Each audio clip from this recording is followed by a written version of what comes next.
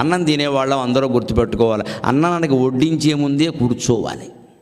మనకి ఏది కావాలో అదే వేసుకోవాలి. ఆశ కొద్దీ అన్నీ వేసుకోవడం, మొత్తం వదిలేయడం చేయకూడదు. పదార్థం వృధా అయిపోతుంది. అన్నం పరబ్రహ్మస్వరూపం. మనకు కావలసిందే వేసుకోవాలి. మొహమాట పడకుండా చెప్పేయాలి, అమ్మా నాకు వద్దు వేయకండి, వద్దు వేయకండి, నా మాట వినండి వద్దండి. వేసుకున్నవి తినాలి. కంచం ఖాళీగా ఉండాలి. ఒక్క సరైన వాడు భోజనం చేస్తే ఆ కంచం ఎలా ఉంటుందంటే వెంటనే ఇంకోటి భోజనం చేయొచ్చు. అందులో ఇంకా ఉంటారు మహానుభావులు, వారు భోజనం చేస్తే 2-3 చేయొచ్చు, పర్వాలేదు. ఎందుకంటే అన్ని వదిలేస్తారు వారు, అందుకని 2-3 చేయొచ్చు.